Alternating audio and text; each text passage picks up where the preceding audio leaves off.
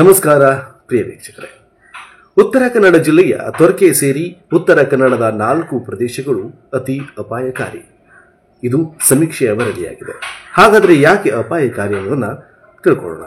ಕಳೆದ ವರ್ಷ ಶಿರೂರು ಭೂಕುಸಿತದಿಂದ ಕಂಗೆಟ್ಟಿದ್ದ ಉತ್ತರ ಕನ್ನಡ ಜಿಲ್ಲೆಯ 4 ಸೂಕ್ಷ್ಮ ಪ್ರದೇಶಗಳಲ್ಲಿ ಮತ್ತೆ ಜಿಎಸ್ಐ ಸಮೀಕ್ಷೆ ನಡೆಸಲಾಗಿದ್ದು, ಈಗ ಆತಂಕಕಾರಿ ಮಾಹಿತಿಯೊಂದು ತಿಳಿದುಬಂದಿದೆ. ಜಿಲ್ಲೆಯಲ್ಲಿ ಭಾರಿ ಮಳೆಯಿಂದ ಪಶ್ಚಿಮ ಘಟ್ಟ ಭಾಗಗಳಲ್ಲಿ ಭೂಕುಸಿತವಾಗುತ್ತಿದೆ.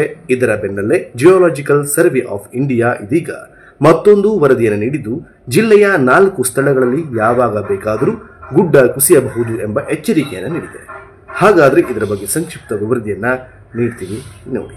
ಉತ್ತರ ಕನ್ನಡ ಜಿಲ್ಲೆಯ ಶಿರೂರಿನಲ್ಲಿ ಕಳೆದ ವರ್ಷ ಜುಲೈ 16ರಂದು ಭೂಕುಸಿತವಾಗಿ 11 ಜನ ಮೃತಪಟ್ಟಿದ್ದರು. ಇದರ ಜೊತೆಯಲ್ಲಿ ಕಾರವಾರ, ಸಿದ್ದಾಪುರ, ಕುಮಟಾ ಭಾಗದಲ್ಲಿ ಸಹ ಭೂಕುಸಿತವಾಗಿ ಜನರ ನೆಮ್ಮದಿ ಕಸಿದಿತ್ತು. ಜಿಲ್ಲೆಯ ಅನೇಕ ಕಡೆಗಳಲ್ಲಿ ನಡೆಯುತ್ತಿರುವ ಅಭಿವೃದ್ಧಿ ಕೆಲಸಗಳು, ರಸ್ತೆಗಳ ಅಗಲೀಕರಣ ಕಾಮಗಾರಿಗಳು ಭೂಕುಸಿತವಾಗಲು ಮುಖ್ಯ ಕಾರಣವೆಂದು ಭೂವಿಜ್ಞಾನಿಗಳು ವರದಿಯಲ್ಲಿ ತಿಳಿಸಿದ್ದಾರೆ.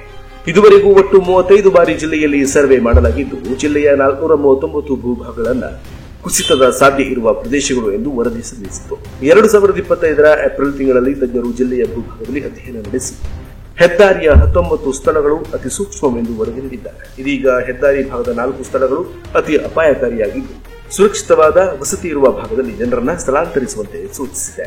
ಉತ್ತರ ಕನ್ನಡ ಜಿಲ್ಲೆಯ ಯಾವ ಪ್ರದೇಶಗಳಿಗೆ ಭೂಕುಸಿತದ ಭೀತಿ ಇದೆ ಅನ್ನೋದಾದ್ರೆ, ಜಿಯೋಲಾಜಿಕಲ್ ಸರ್ವೆ ಆಫ್ ಇಂಡಿಯಾ ವರದಿಯ ಪ್ರಕಾರ ಕುಮಟಾ ತಾಲೂಕಿನ ಬರಗಿಯ ಕುರಿಗದ್ದೆ, ಕುಮಟಾ ತಾಲೂಕಿನ ಗೋಕರ್ಣ ಭಾಗದ ತೊರಕೆ ಗ್ರಾಮ, ಹೊನ್ನಾವರದ ಅಳ್ಳಂಕಿ ಗ್ರಾಮದ doctor B R Ambedkar residential school ಹಾಗೂ ಯಲ್ಲಾಪುರ ಕೊಡ್ಲಗದ್ದೆ ಭಾಗದಲ್ಲಿ ಮಣ್ಣು ಹೆಚ್ಚು ಸಡಿಲವಾಗಿದೆ. ಕುಮಟಾದ ತೊರಕೆಯಲ್ಲಿ ಅತಿ ಹೆಚ್ಚು ಮಣ್ಣು ಸಡಿಲವಾಗಿದ್ದು, ಈ ಭಾಗದಲ್ಲಿ ಯಾವಾಗ ಬೇಕಾದರೂ ಮಣ್ಣು ಕುಸಿಯುವ ಎಚ್ಚರಿಕೆ ನೀಡಲಾಗಿದೆ.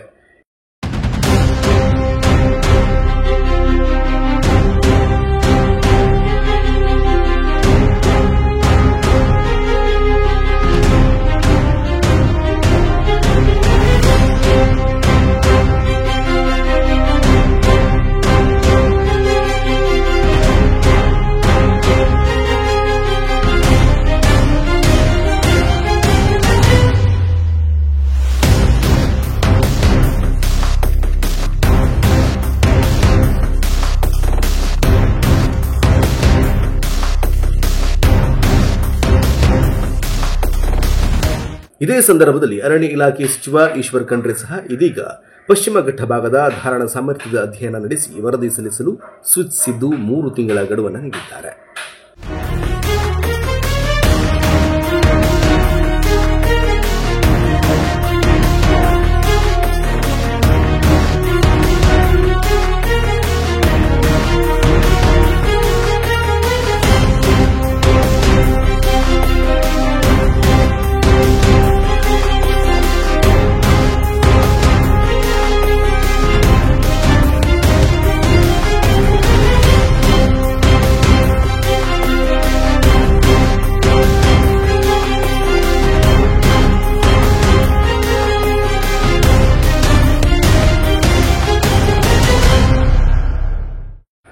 ಸದ್ಯ ಜಿಲ್ಲೆಯಲ್ಲಿ ಮಳೆಯ ಬರ ಸ್ವಲ್ಪ ಕಡಿಮೆ ಇದೆ. ಆದರೆ ಅಲ್ಲಲ್ಲಿ ಸಣ್ಣ ಪ್ರಮಾಣದ ಭೂಕುಸಿತವಾಗುತ್ತಿರುವುದಂತೂ ನಿಜ. ಹೆಚ್ಚು ಮಳೆಯಾದರೆ ದೊಡ್ಡ ಪ್ರಮಾಣದ ಭೂಕುಸಿತವಾಗುವಂತಹ ಸಾಧ್ಯತೆ ಇದೆ.